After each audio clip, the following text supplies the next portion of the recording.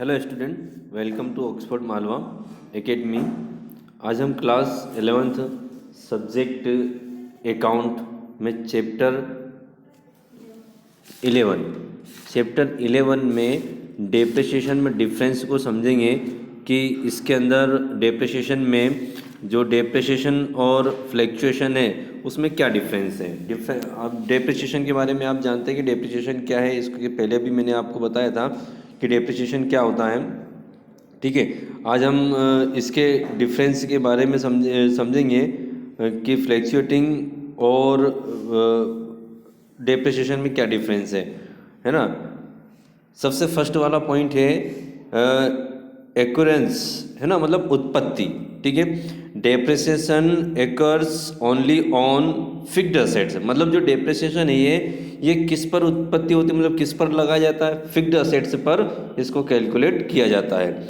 और fluctuating acres on both fixed and non fixed assets, मतलब ये जो फ्लैक्चुएशन है ये बहुत फिक्स्ड और नॉन फिक्स्ड असेट से दोनों पर ही कैलकुलेट किया जाता है, दोनों पर ही इसकी उत्पत्ति होती है, दोनों पर ही लगाया जाता है ना। फ्लैक्चुएशन क्या होता है? फ्लैक्चुएशन ये होता है कि इसका संबंध जो होता है मार्केट प्राइस से होता है, और मार्केट प्राइस में जब वस्तु का जो प्राइस है, वैल्यू है, वो एकदम बढ़ जाती है, सडनली बढ़ जाती है और सडनली क्या हो जाती है, कम हो जाती है, तो उसको फ्लैक्चुएशन कहा जाता है।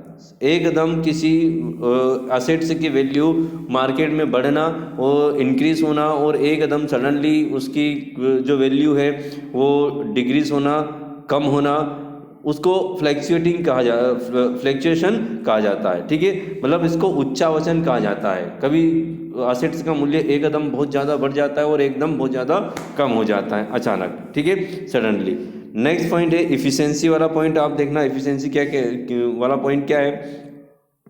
Depreciation arise due to continuous use and hence the efficiency of assets reduce. ठीक है, डेप्रिसिएशन जो है वो कंटिन्यूस, जब असेट्स को कंटिन्यूस उसका यूज़ किया जाता है या फिर उसका समय व्यतीत होता है, जिससे उसकी इफिशिएंसी, उसकी ताकत, असेट्स की जो क्षमता है वो क्या हो जाती है, कम हो जाती है, तो उससे डेप्रिसिएशन होता है। इफिशिएंसी से फ़र्क पड़ता है इसके अंदर कि जैसे कि कोई असेट्स है, मशीनरी है, जब उससे अपन रेगुलर अपन उससे क्या कर रहे हैं, प्रोडक्शन कर रहे हैं, तो धीरे धीरे उसकी कार्य क्षमता क्या हो जाएगी, कम हो जाएगी, मतलब उसकी कैपेबिलिटी जो है कि उत्पादन करने की क्षमता क्या हो जाएगी, कम हो जाएगी।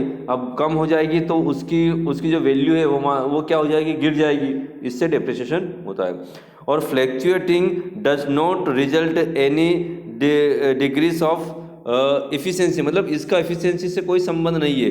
इसके इफिशिएंसी से मशीनरी की जो इफिशिएंसी है, यदि वो कम भी हो जाएगी तो फ्लैक्चुएशन पर किसी भी प्रकार का कोई प्रभाव नहीं पड़ेगा। ठीक है, नेक्स्ट पॉइंट है fall in value. Fall in value मतलब वैल्यू गिरना। ठीक है, समझना इस पॉइंट को आप, फॉल इन वैल्यू को, है ना।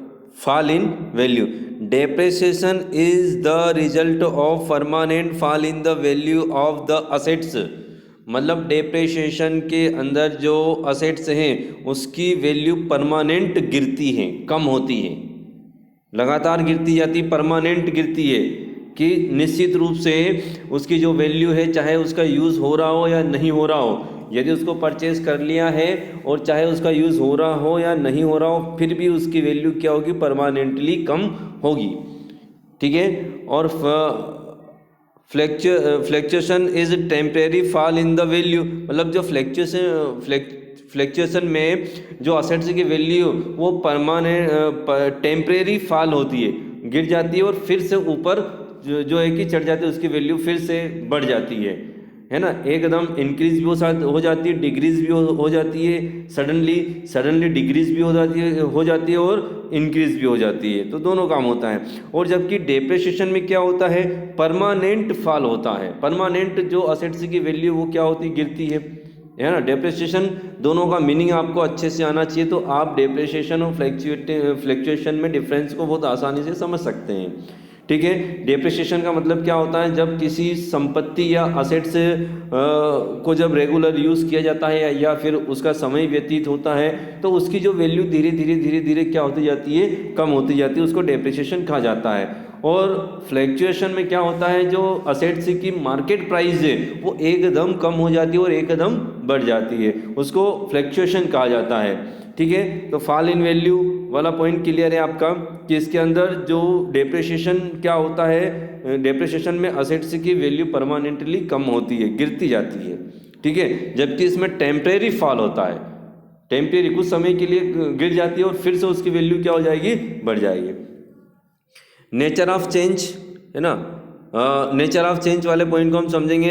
इन depreciation change in value is always toward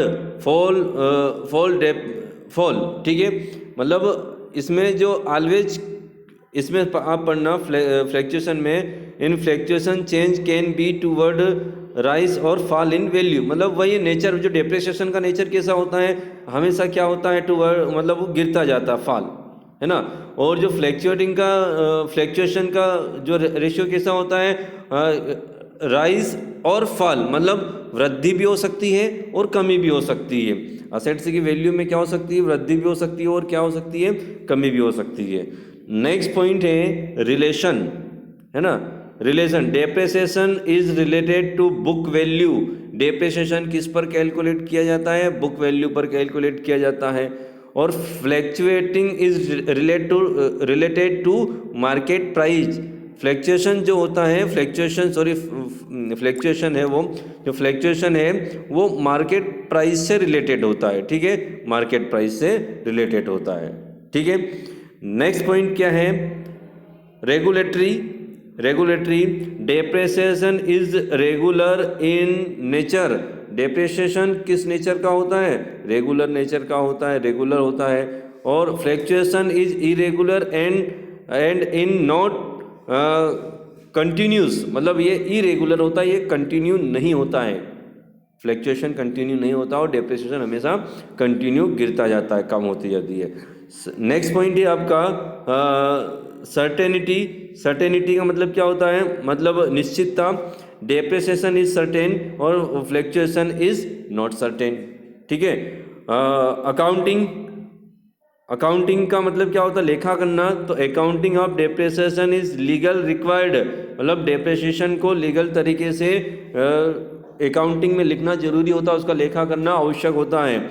और accounting for fluctuation is not legal necessary. Legal मतलब ये कानूनी रूप से आवश्यक नहीं है, फ्लैक्चुएशन को आप अकाउंटिंग में रिकॉर्ड करके नहीं रख सकते, कानूनी आवश्यक ये नहीं है। जबकि डेप्रिसिएशन को रिकॉर्ड रखना, अकाउंटिंग उसका लेखांकन करना बहुत ज़रूरी होता है। ठीक है, वर्किंग इफिशिएंसी। नेक्स्ट पॉइंट क्या, वर्किंग इफिशिएंसी। तो depreciation decrease the working efficiency of an assets. Depreciation decrease, है ना, डिक्रीज कम the working efficiency of an assets.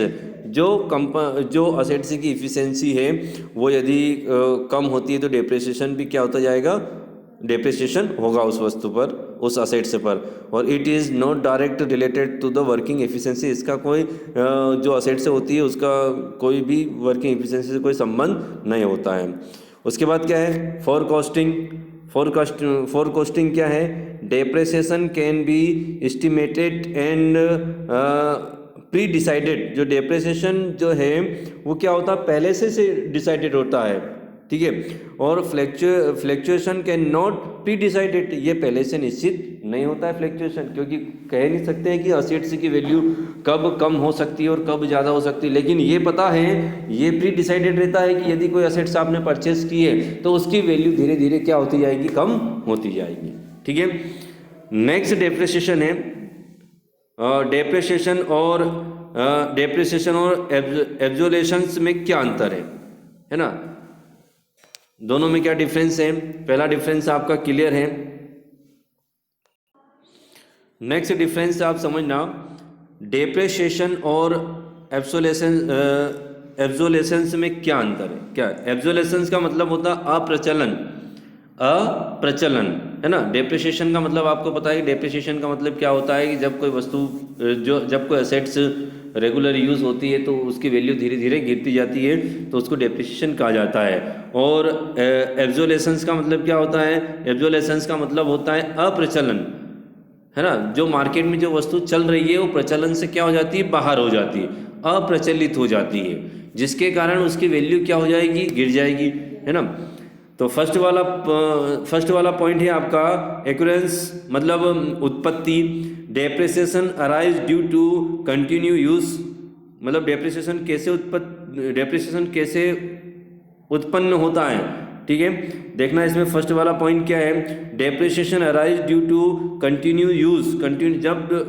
जब असेट्स का कंटिन्यू यूज होता है ना। उसके बाद क्या है? पैसेज ऑफ टाइम, है ना, टाइम के समय होने से, और एग्जॉक्शन ऑफ नेचर रिसोर्सेज, मतलब जो नेचर रिसोर्सेज है, जो लैंड वगैरह है, भूमि वगैरह है, और उसमें जो तत्व जो रहते हैं, जैसे कोयले के खदान है, और कोयला यदि उस लैंड से धीरे धीरे ख़त्म होने लगेगा तो उसकी वैल्यू धीरे धीरे क्या होती जाएगी? कम होती जाएगी, है ना।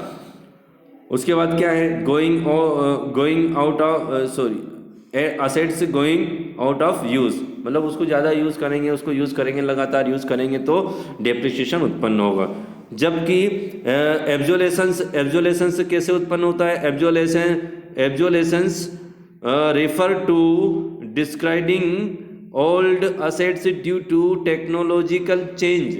यदि कोई पुरानी असेट्स है और टेक्निकल कारण से उसकी जगह पर कोई नई असेट्स मार्केट में आ जाती है, तो पुरानी असेट्स अप्रचलित हो जाती है, और वो जब अप्रचलित हो जाती है तो उसकी वैल्यू क्या हो जाती है? गिर जाती है। तो उसको एब्जोलेशंस कहा जाता है, अप्रचलन, ठीक है। फर्स्ट वाला पॉइंट क्लियर है। नेक्स्ट पॉइंट देखना आप, नेक्स्ट पॉइंट है इसका, नेक्स्ट पॉइंट है टेंडेंसी, है ना। टेंडेंसी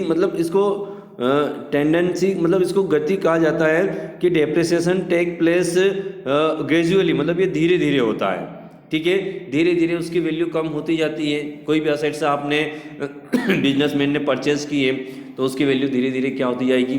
कम होती जाएगी, ठीक है। उसके बाद क्या है? It take place all of a sudden, मतलब जो एब्जोलेशन से है उसमें सडनली एकदम किसी असेट्स की वैल्यू क्या हो जाएगी? कम हो जाएगी। नेक्स्ट है सर्टेनिटी, मतलब निश्चितता। डेप्रिसिएशन इज सर्टेन, ये निश्चित होता है, ये निश्चित, आप उस असेट्स को यूज़ करो या मत करो, यदि आपने उसको परचेज की है तो समय व्यतीत होने के साथ भी उसकी जो वैल्यू है वो गिरती जाती है, ठीक है। और एब्जोलेशंस इज अनसर्टेन।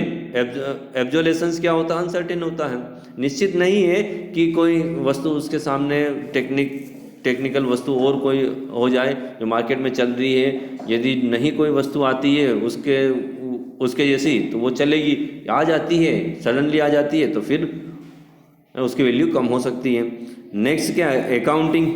नेक्स्ट पॉइंट क्या है?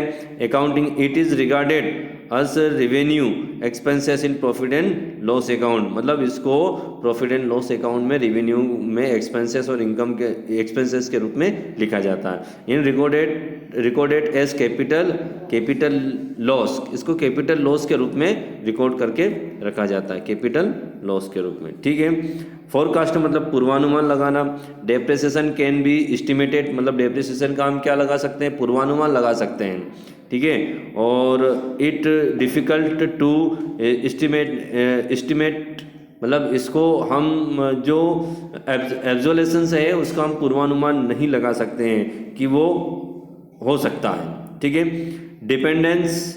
Depreciation also dependent on एब्जोलेशंस।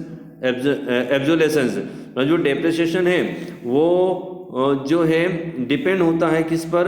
एब्जोलेशंस पर। यदि एब्जोलेशन हो रहा है तो डेप्रिसिएशन भी हो सकता है, होगा। और obsolescence does not dependent upon depreciation, ये इस पर जो है कि डिपेंड नहीं होता है। ठीक है, तो इस प्रकार से आप इसको प्रिपेयर कर सकते हैं। तो ये जो डिफरेंस है दोनों अच्छे से आप लर्न कर सकते हैं। ठीक है, ओके, थैंक यू।